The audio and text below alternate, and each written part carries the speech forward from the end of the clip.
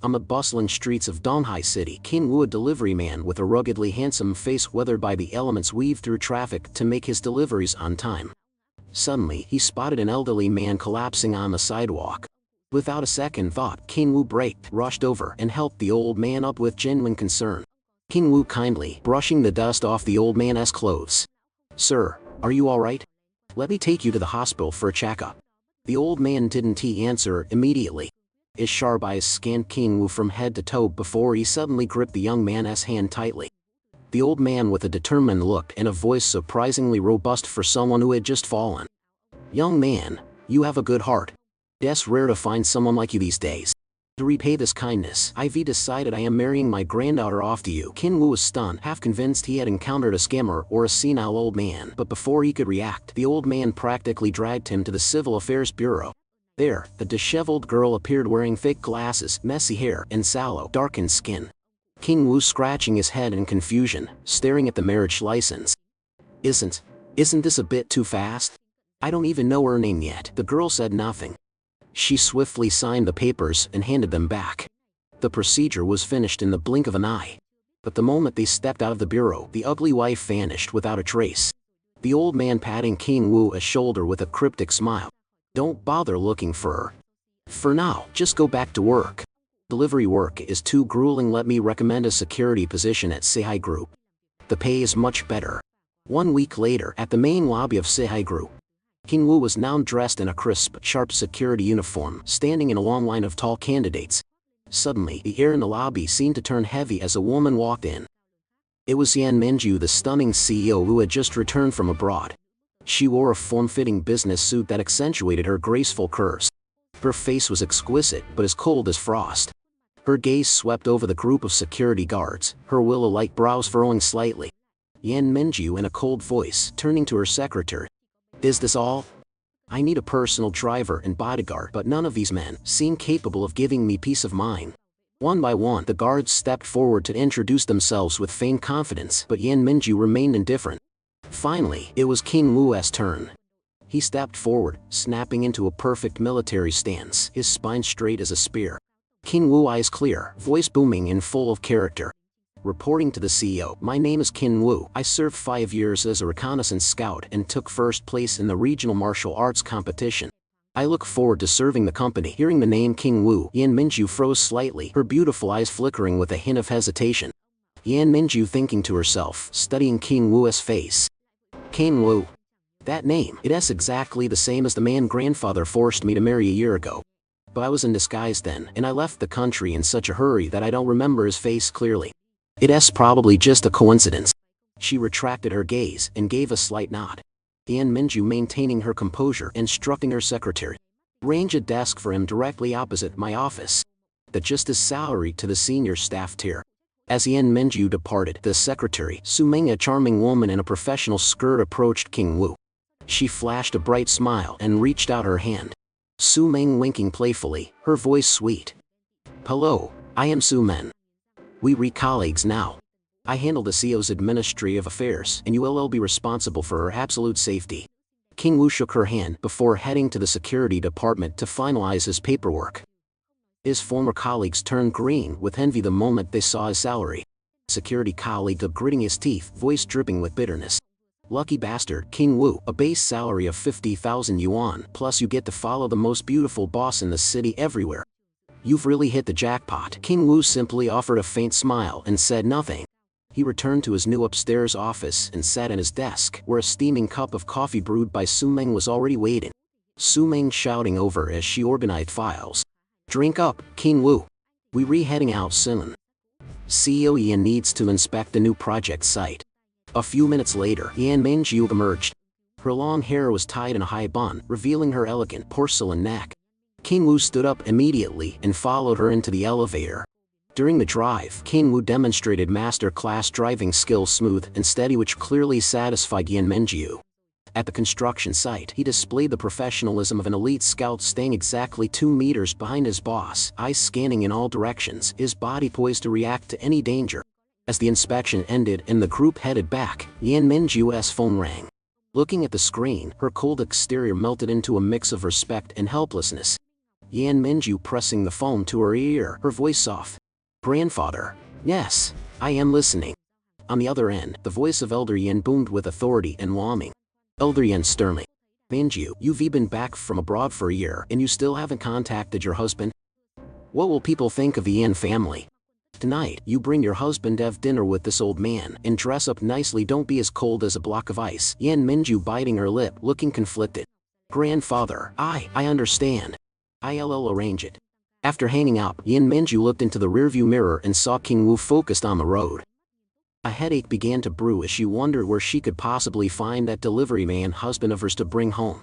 Yan Minju looking at Su Men, sounding uncertain. Su Men, what kind of outfits do men usually like on women? Su Ming glancing at her boss's long legs, grinning mischievously.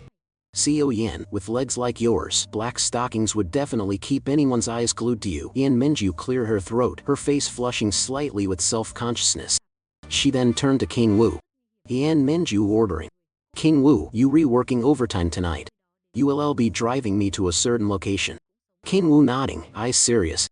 Understood, CEO. Where would you like to go? Yan Minju looked down at the address her grandfather had just texted. It was a dilapidated, chaotic neighborhood deep within the city. Yan Minju sighing. To the urban slums. King Wu frowning, his expression turning grave. Co Yan, are you sure? That place is a maze of alleys with a very dangerous demographic. It's not safe for someone like you. Yan Minju was taken aback. She hadn't expected her new bodyguard to know the area so well. She remembered her husband lived there, but safety was her priority. Yan Minju regaining her cold tone.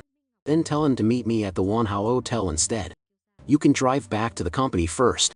Returning to the office, Yan Minju hurried through a working lunch and plunged into high-level meetings. King Wu stood by her like a steadfast shadow. Observing her grueling schedule, he felt a genuine sense of admiration for the extraordinary effort this beautiful woman put into her work. It wasn't until evening, as the staff began to leave, that King Wu finally relaxed. Su Ming waving goodbye to King Wu, giggling. I am heading out. Co Yan has a date with her husband tonight, so this little secretary is off the hook. A moment later, Yan Minju walked out. Her face showed signs of exhaustion, yet she remained regal. She instructed King Wu to pick her up at her villa at exactly 7:40 p.m. before she left. King Wu finished his shift and rode his old electric scooter back to his cramped rented room in the slums.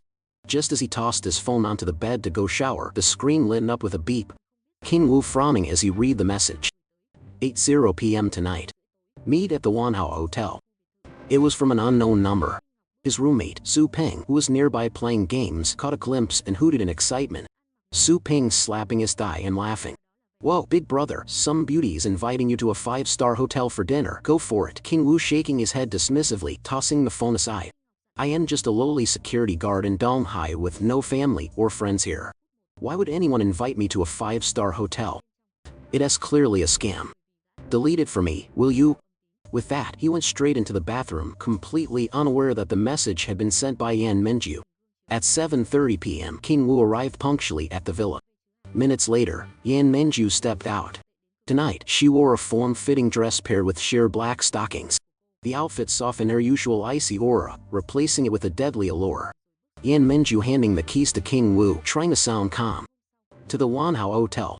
Upon arrival, Yan Minju told him to wait in the car and enter the magnificent lobby alone. Time ticked by. King Wu dozed off in the car while inside. Yan Minju was trembling with rage because her delivery husband was a complete no-show. An hour later, she returned to the car, radiating a bone-chilling aura. King Wu glancing at the rearview mirror, asking cautiously. Co Yan, should we head back? Yan Minju knit her brows, her mood hitting rock bottom. She gave a curt It wasn't until they reached her gated community that her coldness thawed slightly. She told him to pick her up as usual in the morning and stepped out, her posture radiating unconcealed irritation. The next day, Yan Minju had regained her usual elegant and noble poise, seemingly having scrubbed away the previous night's frustration. As soon as they reached the office, Su Ming pulled King Wu into a corner. Su Ming blinking curiously, whispering, Hey Wu, was Co Yan's husband handsome? What is he like?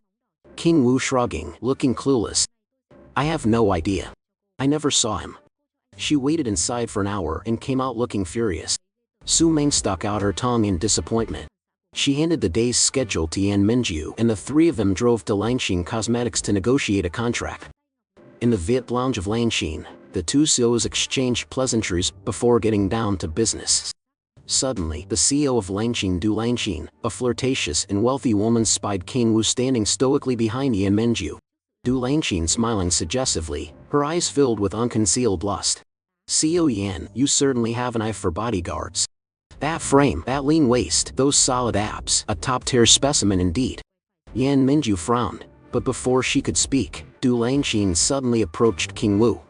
Du Langshin pressing close to King Wu, her red manicure hand reaching for his chest. I'll shave another 5 off the profit margins for you on this contract. Exchange, let this young man stay with me for a few months. What do you say? King Wu felt a wave of revulsion at the woman's blatant advances. With a scout's honed reflexes, he frowned and took a swift step back. Ah! Du Langshin suddenly shrieked in pain. Her carefully manicured hand had brushed against the sharp edge of the necklace hanging around King Wu's neck, drawing blood. Du Langshin, her face contorting as she swung a hard slap toward King Wu. You filthy guard, how dare you dodge me? King Wu tilted his head, avoiding the blow as a dangerous glint flashed in his eyes.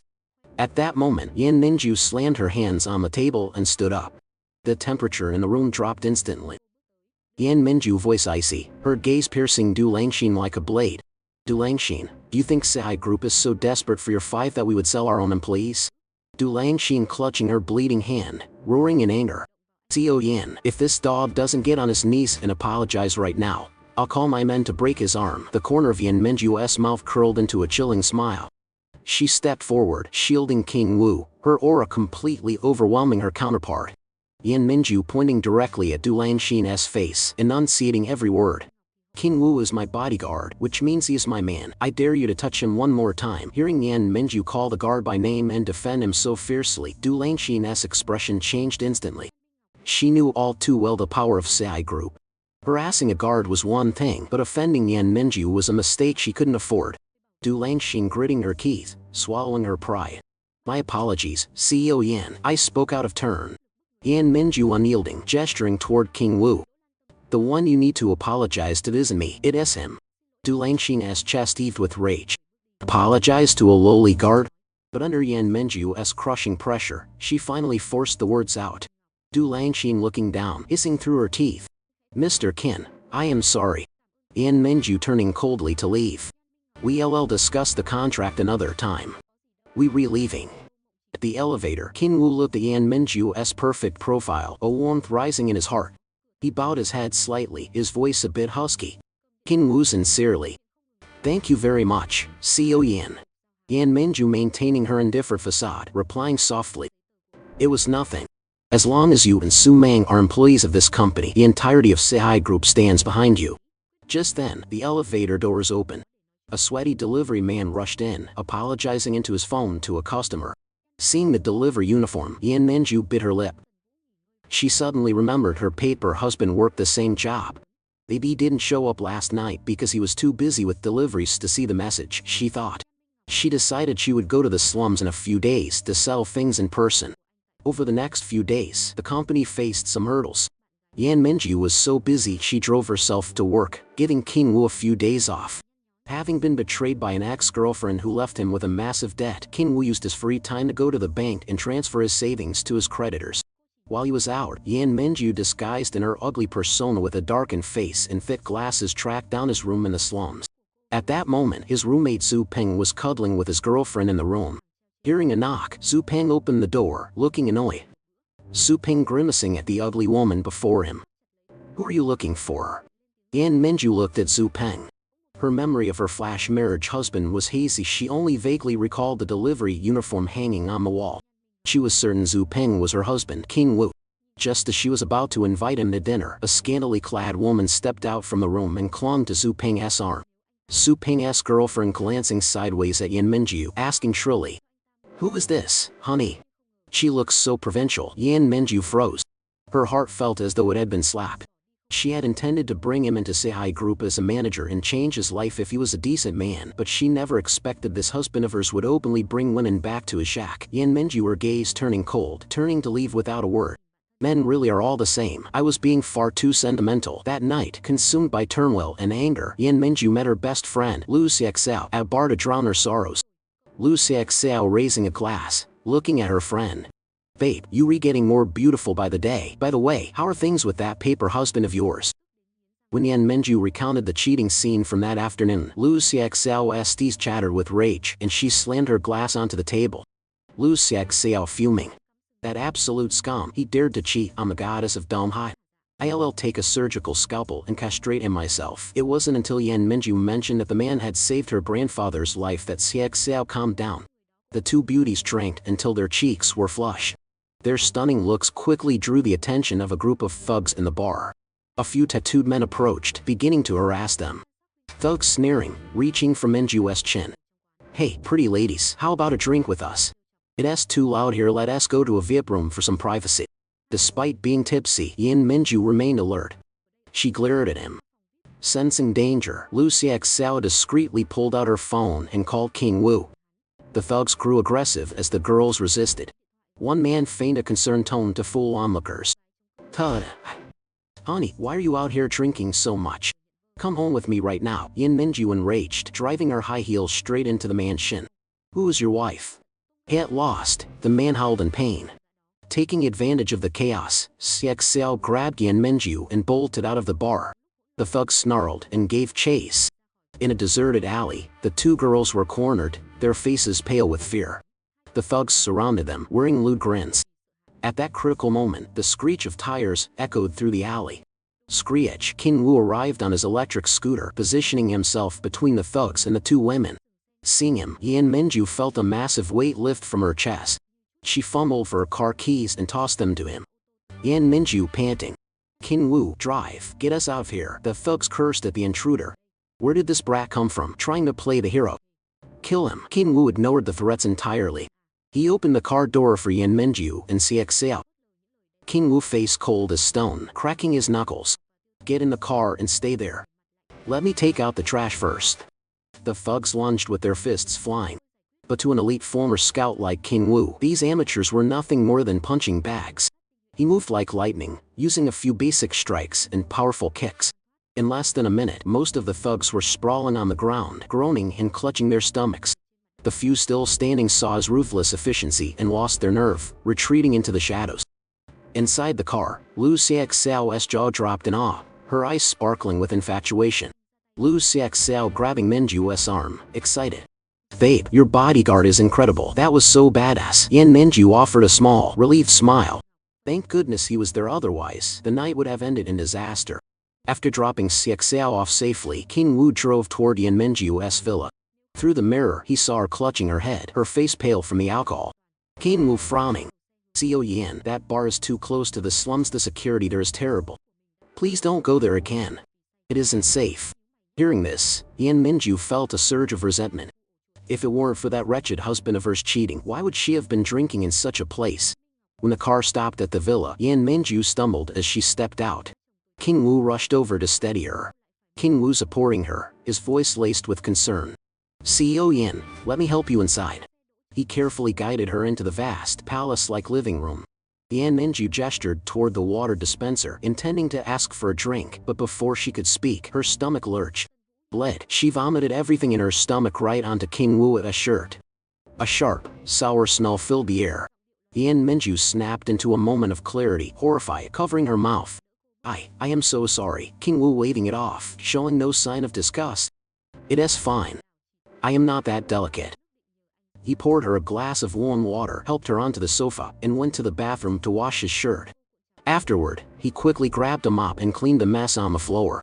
Watching his broad back as he busied himself cleaning up after her, Yan Minju's eyes welled up. They both shared the name King Wu, so why was her husband a piece of scum while this bodyguard was so thoughtful and strong? If the man I married back then had been him, would I be happy? She found herself wondering. As she mused, a sharp pain shot through her stomach, causing her to slide off the sofa. She knelt on the floor, clutching her abdomen as cold sweat beaded on her forehead. King Wu dropped the mop and rushed to her side. King Wu panicked. CEO Yan, what is wrong? Yan Minju weakly, struggling to speak. My stomach, it hurts so much. King Wu recalled the acupressure techniques he had learned in the military. King Woo helping her back onto the sofa. I know some massage and acupressure techniques. The internal organs have corresponding pressure points on the soles of the feet. Bear with me, I'll press some points to relieve the pain. Yan Minju biting her lip and nodding. Okay, thank you. King Woo knelt on the floor. He carefully removed her high heels and took her small, white foot in his hands. His rough but powerful hands began to press firmly along the pressure points. The warmth from his palms radiated through her feet, and miraculously, the cramping in her stomach began to fade. A sense of comfort washed over her, and her eyelids grew heavy. She drifted into sleep before she knew it. When Yan Minju woke up, the house was silent. King Woo was gone. But on the glass coffee table sat a bowl of hot egg noodles, smelling delicious. Beside it was a note written in strong, bold handwriting. "Seo Yan, eat something warm before you go back to sleep." Yan Minju stared at the bowl of noodles.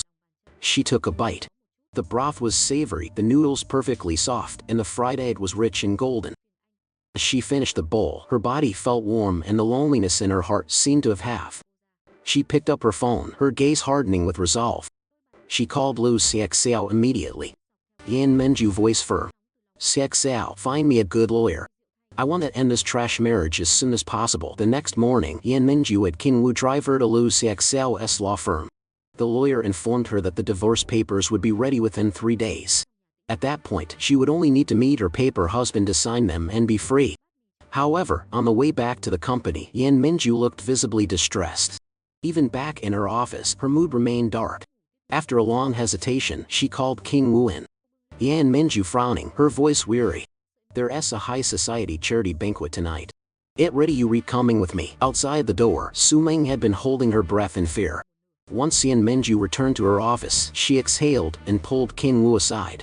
Su Ming lowering her voice mysteriously. "Woo, I just heard the news. Tonight's banquet is actually organized by Seo Yan's mother's former subordinates. They want to bring her mother back to power and seize control of the company." No wonder she is so stressed. King Woo scratching his head, confused. Her own mother? Wouldn't it be better if they managed the company together? Why the hostility? It wasn't until that evening, as he followed Yan Minju into the magnificent ballroom, that King Woo understood why his boss loathed her mother so deeply. In the center of the hall stood a glamorous middle-aged woman, radiant as a lotus, holding a glass of wine. This was Lu Nanyan, Yan Minju's mother. Seeing her daughter enter, she smirked and tossed out a cruel remark for everyone to hear. Lu Nanyan scoffing, her gaze cold. "Oh look, my dear daughter. That angry face of yours, you look just like your short-lived father." She then leaned coquettishly against the shoulder of a Japanese man standing beside her. This was Sado Akira, a representative of a major Japanese conglomerate and the primary backer for her ambition to reclaim Seihai Group. Yan Minju stood frozen, her body trembling with rage. Her mother's actions were nothing short of inviting a wolf into their home. If this foreign tycoon interfered, Seihai Group's assets would undoubtedly be drained. Sado Akira smirked contemptuously and spoke in broken but arrogant tones. Sado Akira pompously, scanning the room. "Ladies and gentlemen, whoever supports Madame Lu's return to power will receive the friendship and generous investment of the Sado family." Though many felt indignant at the Japanese man's arrogance, the business world ran on profit. Who controlled Seihai Group mattered less to them than how much money they could make. Seeing the crowd's silence, Sado Akira grew bolder. He uttered a Japanese phrase full of disdain, then translated it himself with a sneer. Sado Akira laughing, pointing at the crowd. "I just said, you are all a bunch of cowards." The insult sparked a wave of anger. The young director, unable to swallow the humiliation, roared and threw a punch at Sado. However, Sado Akira simply leaned aside. But he delivered a brutal palm strike to the director's neck, sending the man crashing to the floor, unconscious in an instant. Sado Akira dusting off his hands, scoffing. "A bunch of cowards, the sick men of East Asia. One punch is all it takes to drop one of you." Yan Minju clenching her fists, her rage boiling over. "Enough, you arrogant beast. Even if I have to destroy Seihai Group with my own hands today, I will never let people like you profit from it." Enraged, Sado Akira roared and lunged toward Yan Minju in a single stride, reaching out a massive, vice-like hand to grab her throat. But he never got the chance. A hand as solid as bedrock shot out, catching his wrist midair.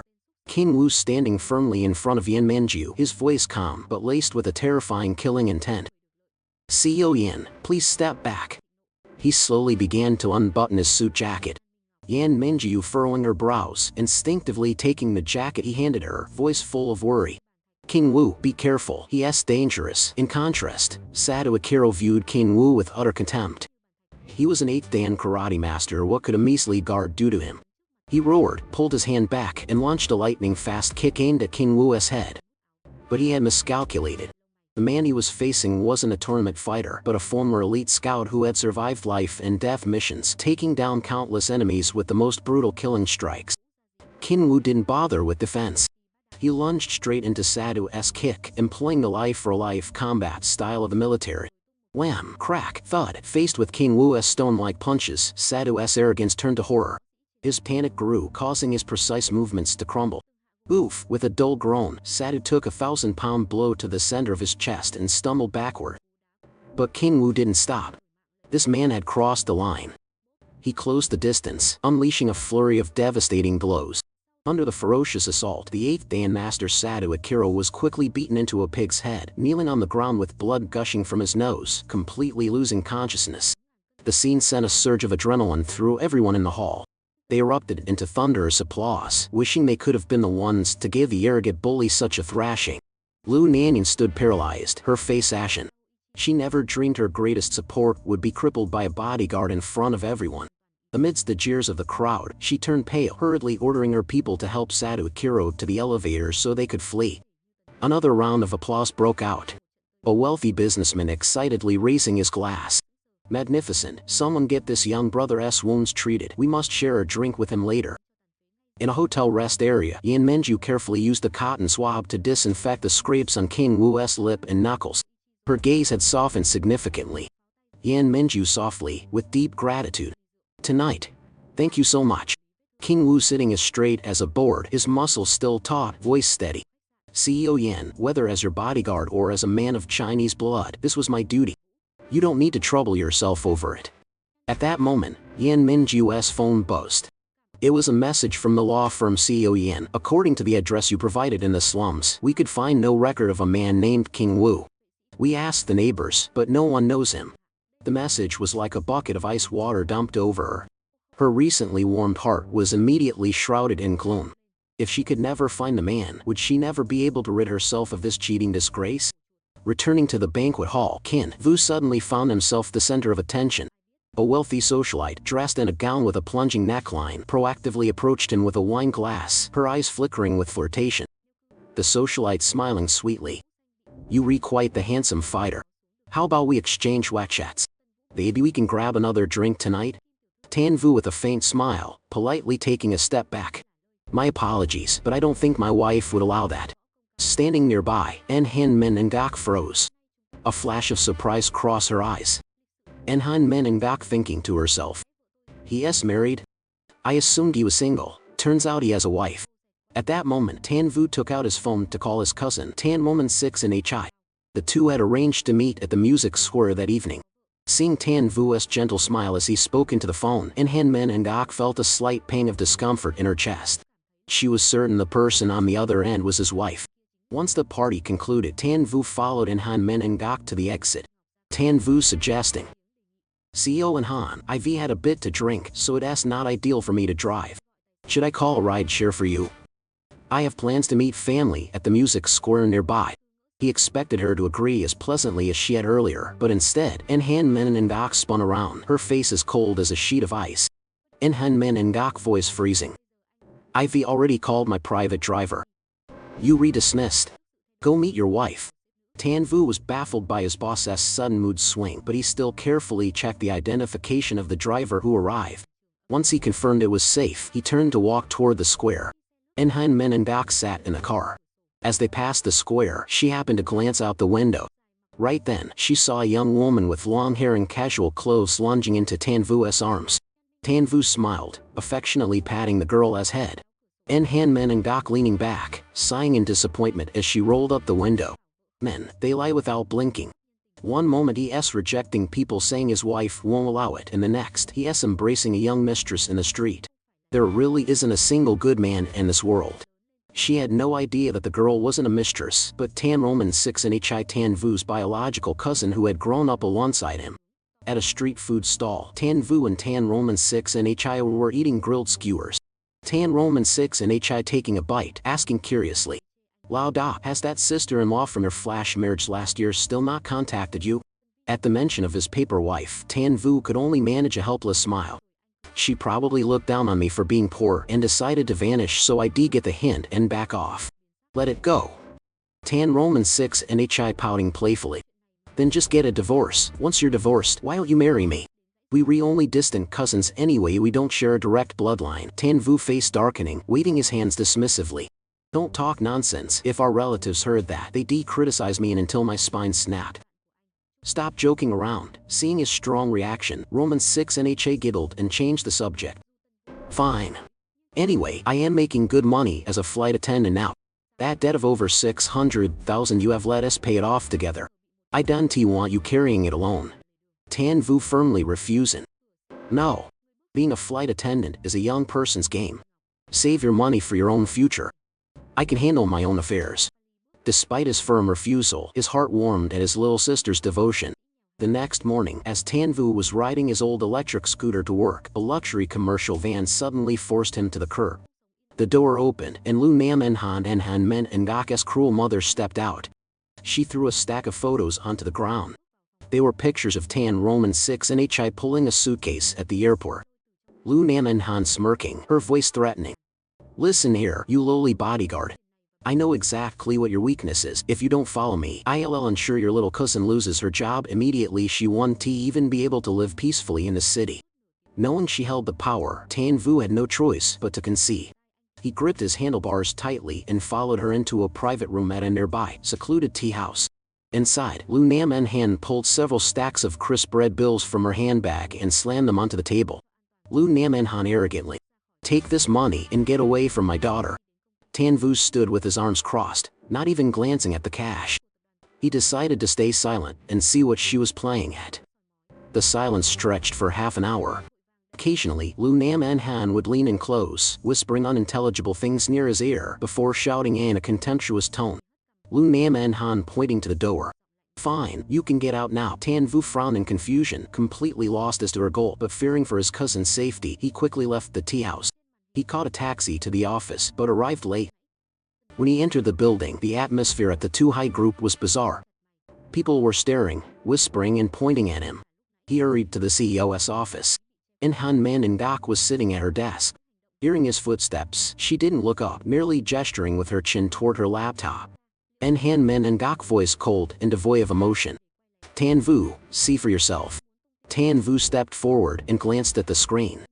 His brow furrowed instantly. It was a secretly recorded video from the tea house. Because of the intentional camera angle, it looked as though he and Lu Nam and Han were being extremely intimate and suspicious. There was even a clip of her stuffing money into his hand. It turned out Lu Nam and Han's threat was a setup to film this video. She wanted to spread rumors that he was a spy she had planted, forcing Han Men and Gak to fire him. Tan Vu standing tall, voice resolute. CEO and Han, this is slander. The camera angles were intentionally manipulated. Han Men and Gak stopped typing, looking up at him with a look of helplessness. I know it's a setup. I understand my mother's tactics all too well. But this has already spread through every company chat group. Public opinion is volatile. If you can prove your innocence, even I, as CEO, have no way to keep you here. Tan Vu didn't panic. The corner of his mouth twitched into a smirk. He calmly reached into his waistband and pulled out a tiny detective camera the size of a button. Tan Vu placing the camera on the desk, smiling faintly. CEO and Han, I can prove it. Lu Nam and Han vastly underestimated the vigilance of a former recon scout. When I was forced into that tea house, I knew something was wrong and activated my hidden camera immediately. The entire event, including her threats, is recorded clearly. Han Men and Gak looked at the tiny camera, her brow relaxing. She looked up at the man before her, a flash of undisguised admiration in her eyes. She gave a small nod. Han Men and Gak. Very well. Go outside for now. Let the rumors fly for a bit, I'll handle this in my own way. As soon as Tan Vu stepped out, the secretary, Tamong, marched toward him, her face flushed with anger. Tamong pointing at his face, shouting. Tan Vu, I misjudged you. CEO and Han treated you so well, how could you betray her for a few measly bucks? Tan Vu calmly taking a sip of water, asking back. You actually believe that video? His question momentarily silenced her. She faltered, pulling out her phone. But the evidence is right there. Everyone in the chat group is dragging your name through the mud. Tan Vu waved her off, casually sitting down. Let the bullet fly for a while. At that moment, the office door opened. En-han Men and Ok stepped out, projecting the aura of a powerful queen. En-han Men and Ok commanding. Tan Vu, get the car ready to take me to the airport. Demand, go check the company email and stop listening to every gust of wind. With that, she strode toward the elevator. Tan Vu followed closely. From the hallway, they heard Demand let out an excited cry. Ha, it was an edited video. Brother Vu didn't betray us. Fantastic. On the drive to the airport, the car was quiet. Suddenly, En-han Men and Ok spoke from the back seat, her voice probing. En-han Men and Ok looking idly out the window. That girl at the music square yesterday, was she your wife? Tan Vu instinctively shaking his head immediately. No, but before he could explain she was his cousin, En-han Men and Ok's phone rang, cutting him off. She smirked, a cynical smile touching her lips. En-han Men and Ok thinking. They were embracing in the middle of the street, and he still says no? As expected, men are all liars. She answered the call, not bothering to ask him anything else. This trip was to pick up 3 elites returning from another province to join the corporation talents she had secretly sponsored with scholarships long ago. While they were having lunch at the company canteen later, the law firm finally called back with news. The lawyer cheerfully. CEO En-han, is it convenient for you to stop by the office? We've tracked down your husband's latest phone number. Hearing this, En-han Men and Ok felt a surge of extreme joy. She was finally about to sever ties with that piece of trash. She immediately took Tan Vu with her to the law office. At the office, the lawyer handed her the number. En-han Men and Ok nervously dialed. Ring, ring, ring. Strangely, the moment she placed the call, the phone in Tan Vu's pocket, who was standing right next to her, began to ring wildly. In an instant, the eyes of both En-han Men and Ok and the lawyer landed on Tan Vu with bewildered expressions. The ringing of Tan Vu's phone cut through the tense atmosphere. En-han Men and Ok frowning, gesturing with her hand. Tan Vu, go wait in the car. Tan Vu quickly silencing the ring, bowing an apology. My apologies, CEO En-han. He rushed out, closing the door behind him and only answering once he was in the hallway. The lawyer politely over the phone. Hello, is this Mr. Tan? It seems quite noisy on your end. Is there somewhere quieter you can speak? At that moment, the roar of modified motorcycles from some neighborhood punks echoed through the lobby as they circled En-han Men and Ok's luxury car. Since his boss had ordered him to wait by the car, Tan Vu couldn't leave. Tan Vu covering one ear, speaking loudly. Sorry, I am busy right now. I'll call you back later. With that, he decisively switched his phone to airplane mode to avoid further distractions while on duty. Inside the office, a terrifying silence fell when the call went to voicemail. The lawyer carefully observing En-han Men and Ok's expression. CEO En-han, perhaps we should have some tea first? I'll try calling him again in a bit. En-han Men and Ok, glancing at her watch, her face cold as she stood up. I have an important meeting this afternoon. You represent me and speak with him. I don't want to waste any more time on this nonsense. She was utterly exhausted by the situation and couldn't be bothered with her husband on paper anymore. Back at the office, Tan Vu remembered the call. Taking a bathroom break, he turned off airplane mode and messaged the lawyer, why were you looking for me? The response was immediate, a long string of texts detailing the urgent terms for his divorce. Tan Vu reading the message, laughing bitterly before typing. Are they afraid I won't agree? I am busy today. Let's talk tomorrow. That afternoon, En-han Men and Ok worked like a woman possessed. It wasn't until after 8:00 p.m. that she finished and headed for the elevator alone. With the boss gone, Tan Vu and Demong were finally off the clock. Demong pressing her hands together, sticking out her tongue in apology. Brother Vu, I completely misunderstood you this morning and gave you a hard time. I am so sorry. To make it up to you, let me buy you dinner. No excuses. Seeing the secretary's sincerity, Tan Vu nodded. They changed into casual clothes and headed to a quiet spot on a food street. However, the world is a small place. Just as the food arrived, a couple walked in. The woman leading the way was Lilo, Tan Vu's first love of 4 years, who had betrayed him for money. Walking beside her was a man dressed in expensive designer labels. Seeing Tan Vu, Lilo's eyes flickered with embarrassment, and she froze. She bit her lip and approached his table. Lilo voice complex, carrying a hint of pity. Tan Vu, I heard from my father that you took on a huge debt because of our family. How much do you still owe? I can help you pay off a portion. Tan Vu's back straightening, keeping his tone light but unable to hide the bitterness in his eyes. There's no need. That no longer has anything to do with you. Lilo was once the girl he wanted to spend his life with, the one he cherished above all else. But in the end, she had chosen to surrender to a harsh reality. Lilo looked at him deeply one last time before turning, taking the arm of the wealthy man and stepping into the BMW parked outside. Tamong gently touching Tan Vu's hand, eyes filled with empathy. Brother Vu, it's okay. Let us keep drinking. Tamong knew he was in a bad mood and kept pouring the drinks. Both ended up quite intoxicated. Midway through, Tan Vu received a text from Enhan and Menengok telling him to pick her up at 7:00 am the next day. Realizing it was past midnight, Tan Vu decided to take Tamong home before catching a cab back to his own place. When they reached Tamong's apartment, luck would have it that the elevator was broken. Tan Vu sighing, bending down to hoist the limp Tamong onto his back. Unbelievable, just hold on tight. He carried her all the way to the 6th floor. In front of her door, as Tamong was drunkenly fumbling through her bag for her keys, a shadow lunged from a dark corner of the hallway, reaching out to snatch her bag. With a soldier-esque reflex, Tan Vu let Tamong down and grabbed the mother-esque wrist. Tan Vu pushing Tamong behind him, finger to his lips. SHH. Give me the keys. Stand back a bit. In less than 30 seconds, painful groans filled the hall. Tan Vu had twisted the mother-esque arm back, pinning him to the floor. He told Tamong to call the police while he personally escorted the man downstairs to the authorities. Afterward, Tan Vu went to leave, but Tamong ran up and grabbed his sleeve. Tamong, tears in her eyes, voice trembling. Wait, Brother Vu, I am scared. Could you stay tonight? Seeing her tear-streaked face, Tan Vu couldn't say no. He helped her back up to the 6th floor. As soon as they entered, his sharp intuition screamed in alarm. The mugger from earlier had been far too comfortable and familiar with the layout. It was highly likely he had been stalking her for a long time. Tan Vu, eyes scanning the apartment, face serious. Stay here. Let me check your bathroom and bedroom. His instinct was right. After a thorough search, Tan Vu pulled out 2 tiny, sophisticated cameras hidden behind the power outlets in the bathroom and bedroom. Tamong seeing the cameras, her face turning deathly pale as she burst into tears. Oh my god, I come home every day to change, to shower. Has he recorded everything? Tan Vu patting her shoulder to comfort her, his eyes hardening. Don't worry.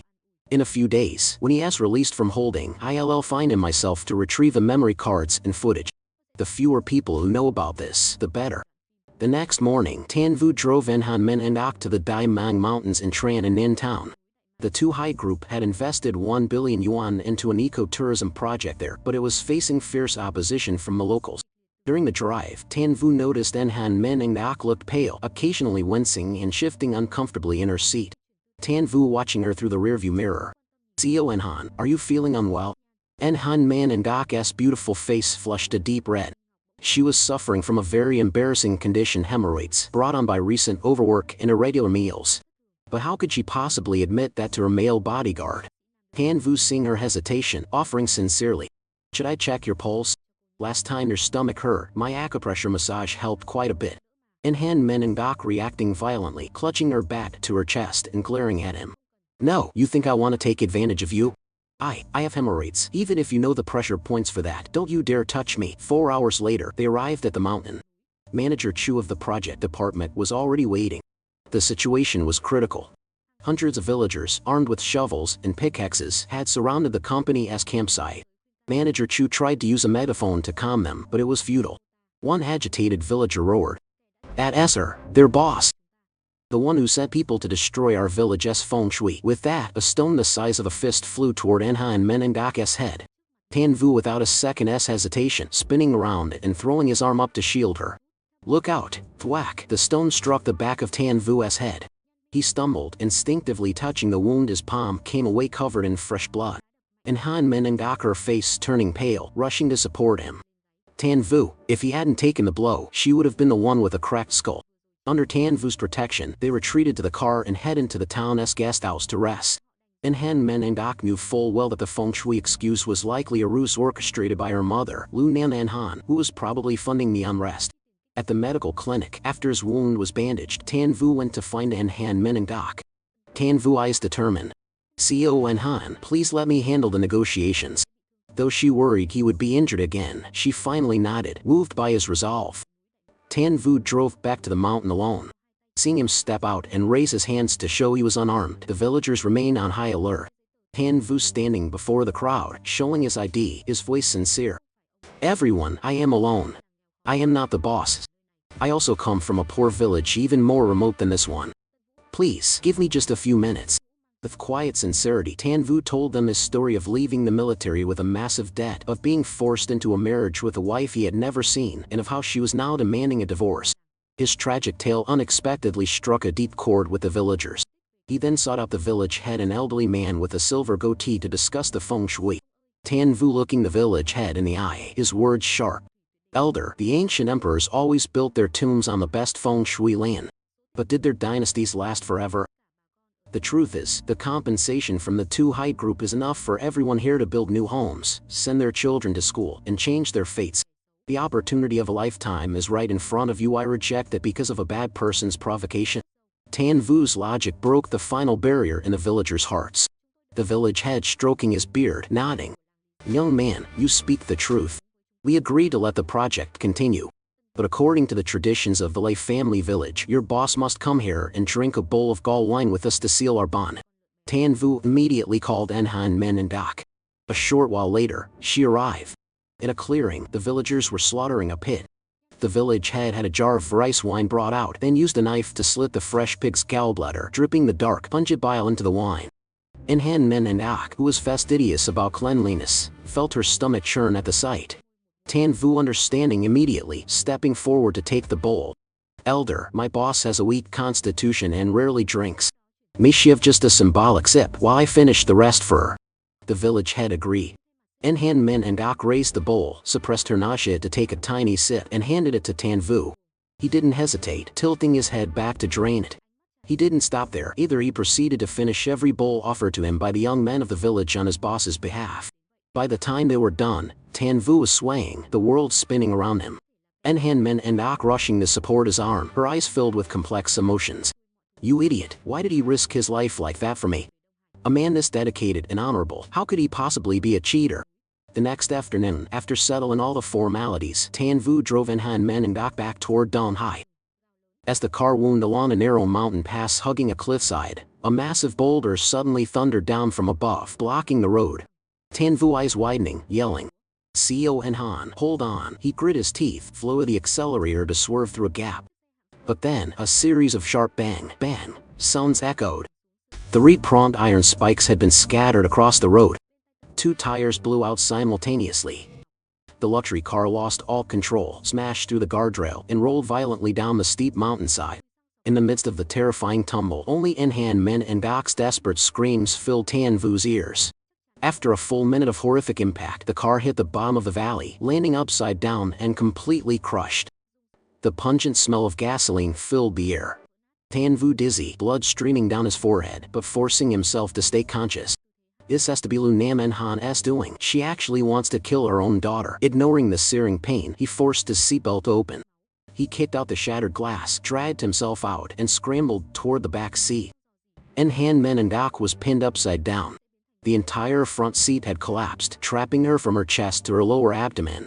Her beautiful face was pale from blood loss, her breathing shallow. From the hood, sparks began to fly. The leaking fuel tank was spreading.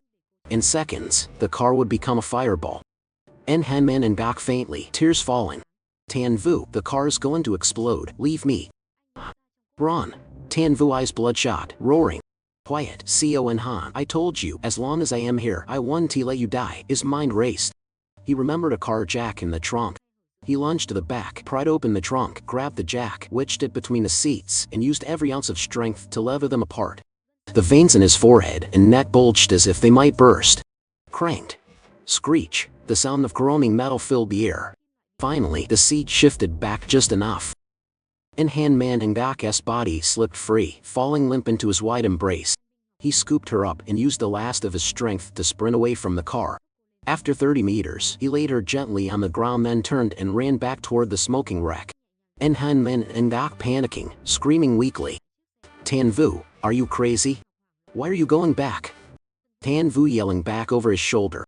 There's a survival first aid kit in the trunk. You re badly injured. If I don't stop the bleeding, we'll both die. Stay there. Just as Tan Vu grabbed the kit and dove away, a thunderous explosion rocked the earth. Boom! A blinding flash of fire reached for the sky.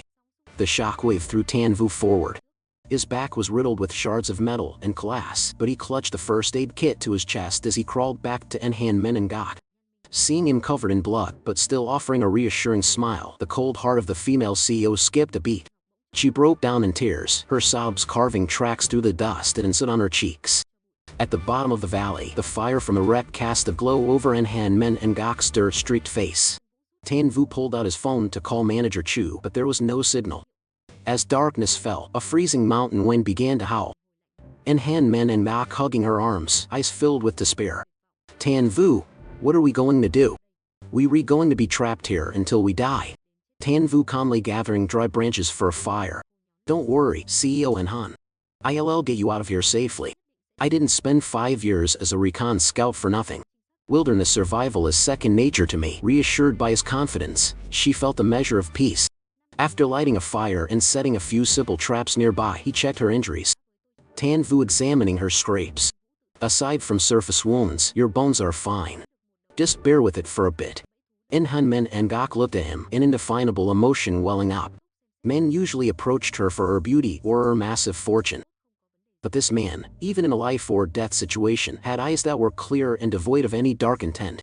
En-Han Men and Gok face flushing, biting her lip before asking, "Can I ask you something? Why did you risk your life to save me? Is it because you like me?" Tan Vu chortling softly, shaking his head. CEO En-Han, out of everyone I could like, I wouldn't dare like you. En-Han Men and Gok surprised, blurring it out. Why not? As soon as the words left her mouth, she regretted them, feeling as though she was admitting she wanted him to like her. Tan Vu casually stoking the fire. Honestly, I just wanted to keep my job. The gap between our worlds is too vast. What right would I have to pursue you? En-Han Men and Gok felt a wave of relief, but also a strange, fleeting sense of disappointment. Just then, a strange noise echoed from the distance. Tan Vu went to investigate and returned with a porcupine from one of his traps. He cleaned it with his military knife and roasted it over the fire. Despite her initial hesitation, she ate ravenously. After eating, En-Han Men and Gok looked at the darkness surrounding them, her expression becoming awkward. En-Han Men and Gok fidgeting, frowning. I need to go to the bathroom. But it's too dark. Tan Vu understanding, standing up with a burning branch. Go behind that boulder over there. I'll start a small fire nearby for light and wait here. Thanks to his thoughtfulness, she let out a sigh of relief.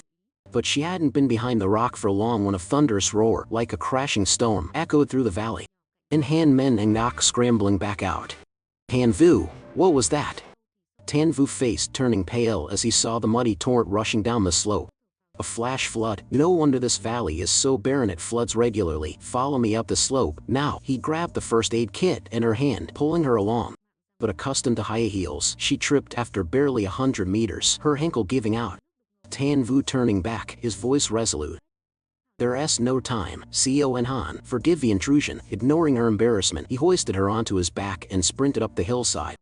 The water chased them, rising past his calves, then his waist. In the final seconds of the struggle, Tan Vu managed to climb an ancient tree growing at an angle from the hillside. Right then, En-Han Men and Gok's phone caught a signal. She immediately dialed Manager Chu. Soon, flashlight beams and the shouts of a rescue team appeared at the top of the ridge. However, the weight of the two of them combined with the rushing water caused the tree's roots to snap. The ancient tree shuddered, slowly sliding toward the deadly current. Tan Vu held En-Han Men and Gok with one hand and gripped a deep-set root in the rock face with the other. Tan Vu grinning, voice rising over the roar of the water. CEO En-Han, if I die, how much is the company's life insurance payout? En-Han Men and Gok sobbing, arms locked around his neck, screaming. Not a single penny. I won't allow you to die. Tan Vu seeing the tree giving way. Don't be like that. I might actually fall for you. En-Han Men and Gok looking him in the eye, her resolve fierce. Fine, if you survive and have the guts to pursue me, I'll marry you and give you the whole company. At that critical moment, a rope from Manager Chu's team dropped down. Tan Vu caught it, tied it securely around En-Han Men and Gok's wrist, and told the team to pull her up first while he followed. Both escaped that by a hair's breadth. A few days later, once both had recovered and returned to Donghai, Tan Vu received a message from a lawyer, Fuang Lin, requesting a meeting. At the tea house, the female lawyer pushed the divorce papers toward him. Fuang Lin looking at him with surprise. Mr. Tan, just sign here. But I have to ask, do you really have no idea who your wife actually is? Tan Vu shrugging, signing with a flourish. I don't care. We've never even met anyway. Once the signing was complete, Fuang Lin told him to bring his ID in a month's time to finalize the process. They headed to the Civil Affairs Bureau to finalize the paperwork. This farcical marriage had finally come to an end. Just as he left the tea house, Tan Vu received a call from Demond, pleading with him to recover a hidden camera recording. He immediately tracked down the culprit's den, thrashed him, and learned that the video had been handed over to Jiang Wan, the tycoon behind the Paradise nightclub. That evening, Tan Vu broke into Paradise nightclub alone. By chance, he crossed paths with Tao Kui, the new husband of his ex-girlfriend, Lilo, who was seen cuddling with a prostitute in Jiang Wan's VIP room. Tan Vu fuming, he grabbed a wine bottle from the table and smashed it directly onto Tao Kui's hand. You scum, Lilo married you, and instead of treasuring her, you're out here chasing girls. Tao Kui clutched his hand, howling in pain.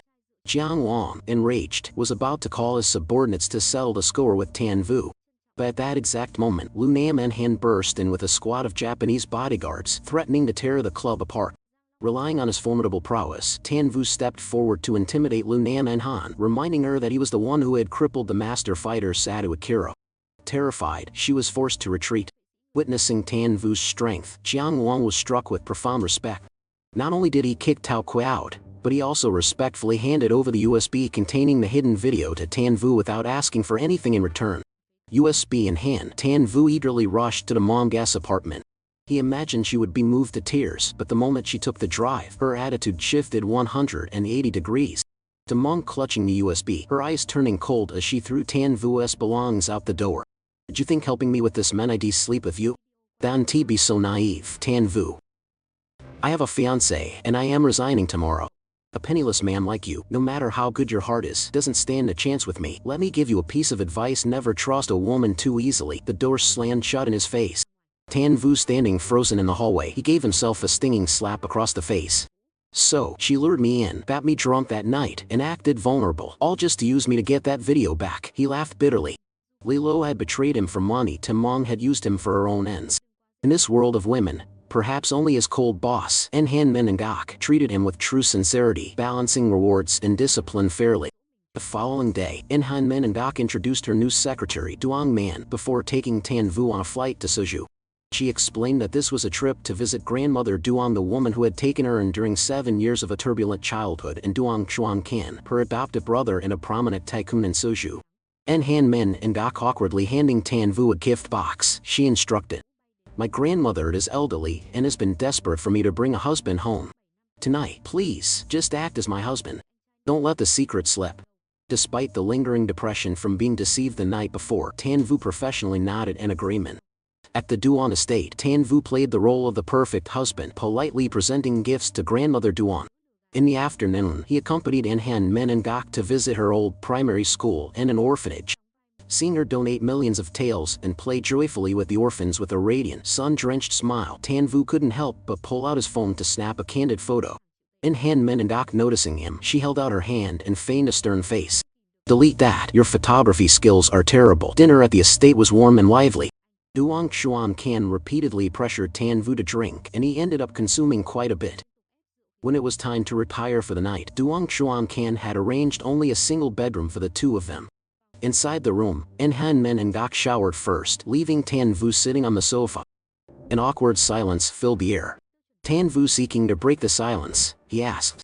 President Han, for someone as proud as you, what are your standards for a husband? Han Menengok wearing her pajamas and sitting on the edge of the bed, she replied seriously. He doesn't need to be wealthy or exceptionally talented. I've made enough money to last a lifetime. He just needs to be decent looking, of good character, loyal, and filial. It's a pity that person hasn't appeared yet. Tan Vu was about to make a teasing remark when suddenly his entire body flushed with heat. His chest felt as if it were being consumed by fire. Looking over at Han Menengok, her face was also crimson, her breathing heavy, and her eyes clouded with a hazy mist. Han Menengok gritting her teeth, she clutched her chest and recoiled, her eyes full of suspicion. Did you drug me? Tan Vu breaking into a cold sweat, he scrambled backward.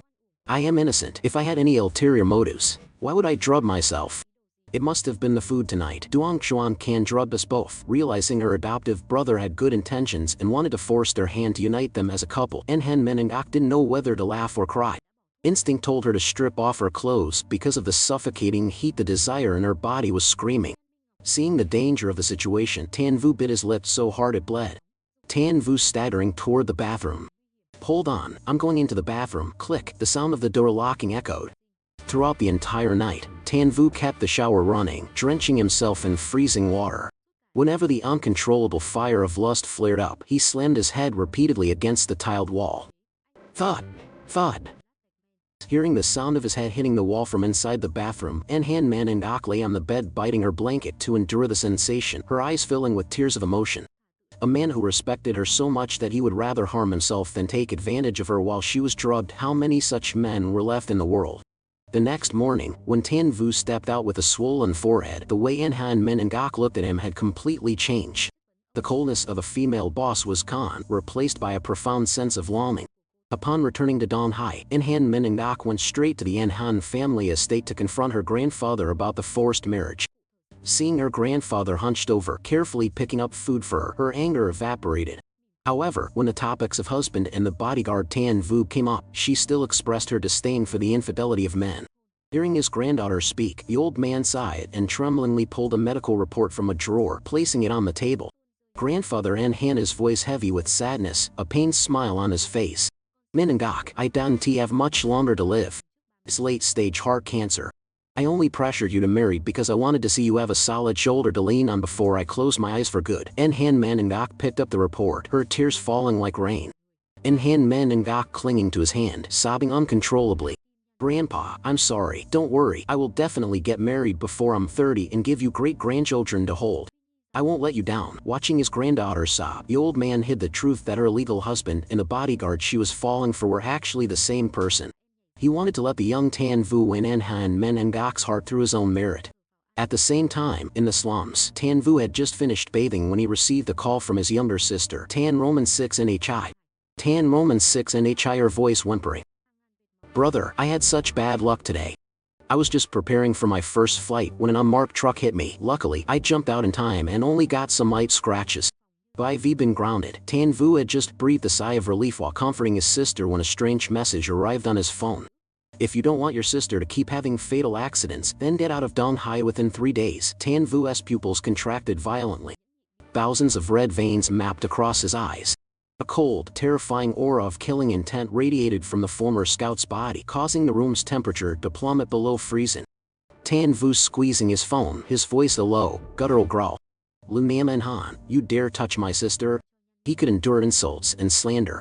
But his family, his sister was his dragon scale. Anyone who touched it would pay in blood. Tan Vu immediately dialed Men and Gok's number. The other end picked up quickly. Her tone was no longer cold but carried a hint of gentleness, her voice raspy from crying.